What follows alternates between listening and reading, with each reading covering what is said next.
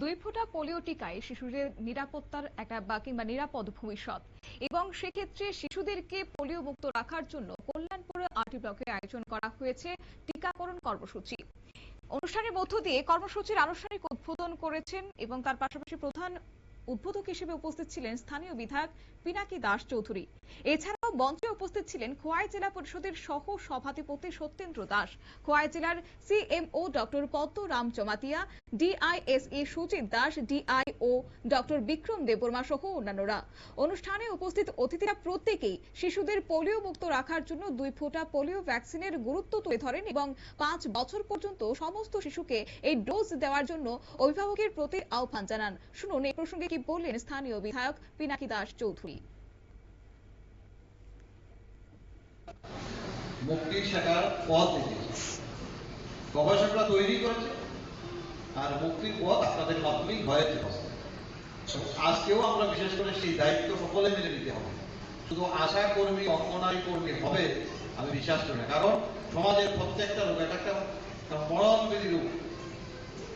এই যে রোগটা হিউম্যান পেপিলোমা ভাইরাস, যেটা সার্ভাইকাল ক্যান্সার যেটাকে বলে, আমার পূর্ববর্তী বক্তা বলার চেষ্টা করেছে।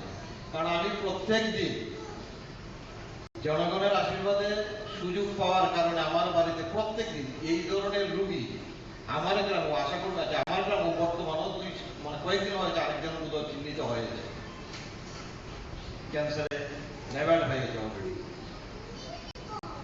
খুব কম বয়সে 32, 33, 35 বছর বয়স চলে ক্যান্সারে আক্রান্ত হয়ে গেছে। মানে এটা প্রত্যেক দিন আমার বাড়িতে। এখান থেকে যদি মুক্তি পেতে হয় সেই 14 থেকে 15 বছর, এই সময়টায় এই পিরিয়ডটায় ফ্রিতে ভারত সরকার আমাদের দেশের যশস্বী প্রধান টিকাকরণ কর্মসূচির পাশাপাশি সমসাময়িক স্বাস্থ্য সচেতনতা নিয়ে এক গুরুত্বপূর্ণ বার্তা দেন হাসপাতালের উপস্থিত বিশেষজ্ঞ চিকিৎসকেরা। সম্প্রতি ইন্টারনেটে ও বিভিন্ন সামাজিক মাধ্যমে হিউম্যান প্যাপিলোমা ভাইরাসের ভ্যাকসিন নিয়ে কিছু নেগেটিভ ও আতঙ্কের ভিডিও ছড়িয়ে পড়ে, আর তা প্রসঙ্গে চিকিৎসকরা তীব্র ক্ষোভ প্রকাশ করেছেন। তারা স্পষ্ট ভাষায় দাবি করেছেন যে ইন্টারনেটে ছড়িয়ে পড়া এই সমস্ত নেগেটিভ ভিডিও সম্পূর্ণ ফেক বা ভুয়ো। তাই জরায়ুর ক্যান্সার প্রতিরোধে এইচপিভি ভ্যাকসিন অত্যন্ত কার্যকরী এবং নিরাপদ।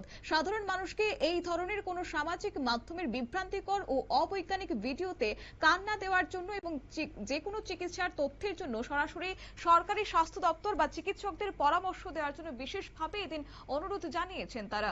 নিয়ে নিচ্ছি ছোট্ট একটি বিজ্ঞাপন বিরতির সঙ্গে থাকুন।